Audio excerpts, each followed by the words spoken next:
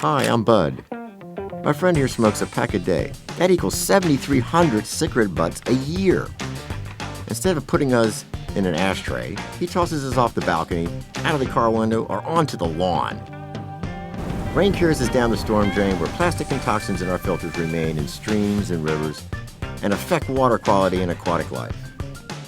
Don't be a butt. Extinguish and dispose your cigarette butts in a waste receptacle.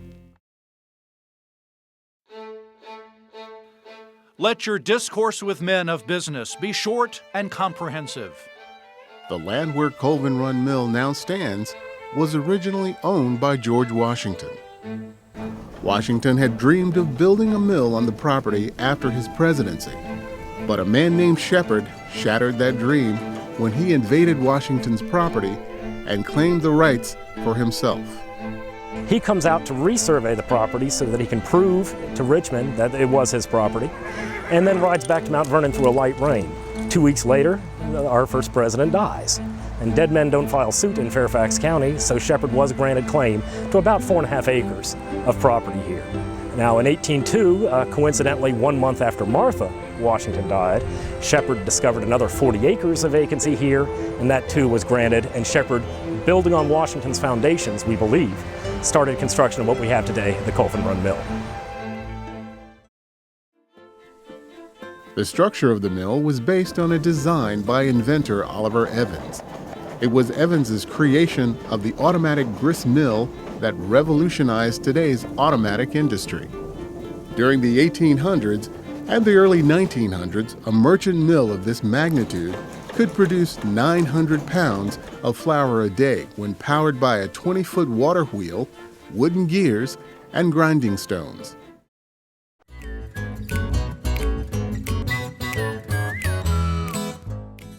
What's a group of fish called? A school of fish. Some of the different fish that you can find in the Chesapeake Bay are pumpkin seed and bluegill.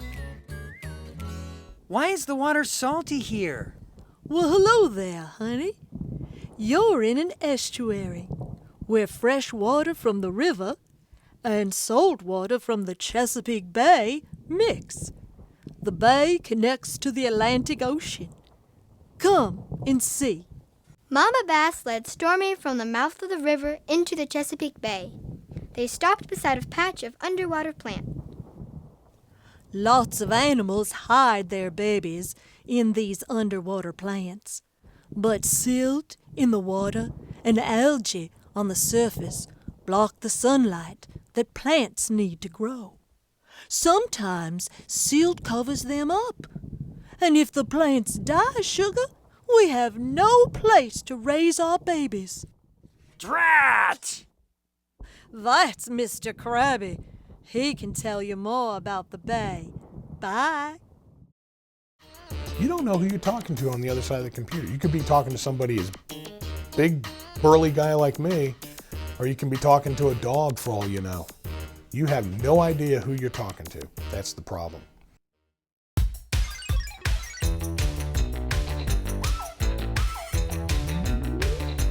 Technology has revolutionized the way we communicate with family, friends, and even strangers.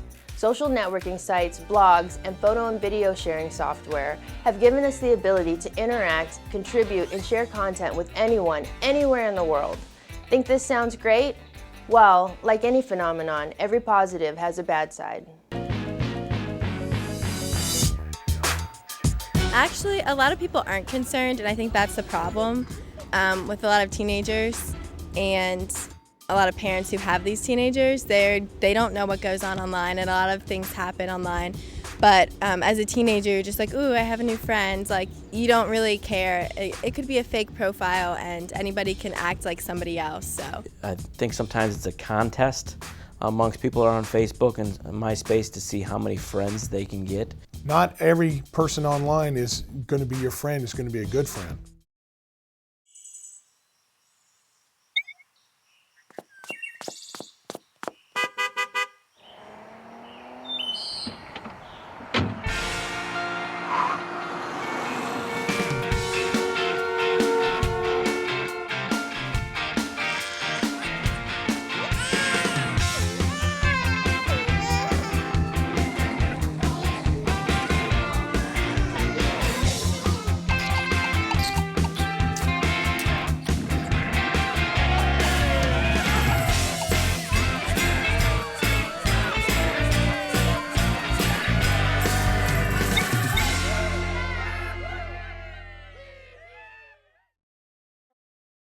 Okay, Mike, we're ready for water. This year, Captain William Garrett, the station commander for the Pendle Fire and Rescue Station, was recognized for his 19 years of dedication and service to the community. When there's a fire, we put the fire out. When there's an ALS emergency, a diabetic insulin shock type of situation, we fix that. You see the instant results, but we're problem solvers. As a station commander, I'm assigned to a functional unit, which is the engine company, and I do run calls as part of the shift. And all of the emergency calls that come in, I'm responsible for ensuring that the highest possible service gets delivered. Typical job duties right now is, as a station commander, I'm responsible for making sure that the equipment and the members are maintaining a high state of readiness. It's my responsibility to ensure that the training objectives are being met. It's my responsibility to ensure that the community outreach is an ongoing event at the Pendle Fire Station. Over the years, the Pendle Fire and Rescue Station has built itself on the motto, Pride of the Highway, providing excellent customer service to residents of the Richmond Highway corridor. The Pride of the Highway to me is something a little bit more personal, being that I was born and raised down here on Richmond Highway in the Gum Springs community. It gives me a great deal of pride to be able to come back and serve my community in this capacity. I have a lot of family and friends that still reside along the Route 1 corridor, and they are very proud to see that here's a kid that grew up in one of our communities and now he's come back to provide this critical service.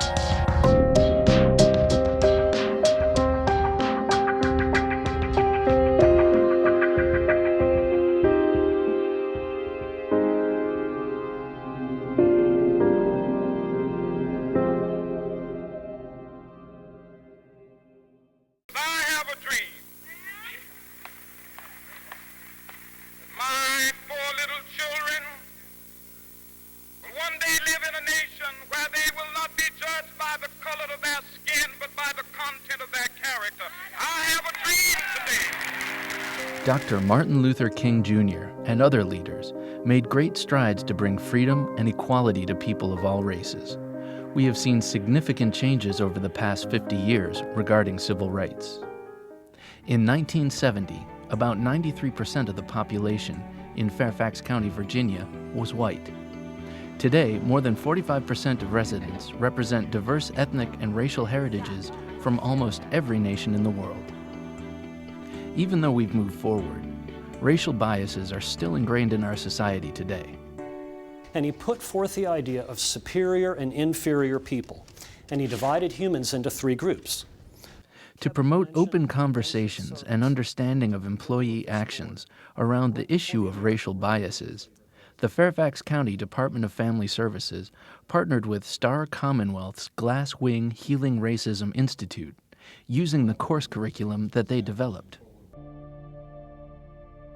With time and history, and as if things have kind of gone on, you know, we have Jackie Robinson, he's playing baseball. Barack Obama's our president, and there's this idea out there that racism doesn't exist anymore, that things have kind of moved past. It's in our institutions. Children receiving special education tend to be those that are minority students, and numbers that are just incredible. You see it in our jail system, in our and children that are in foster care, and those are all opportunities to see where race kind of plays into that.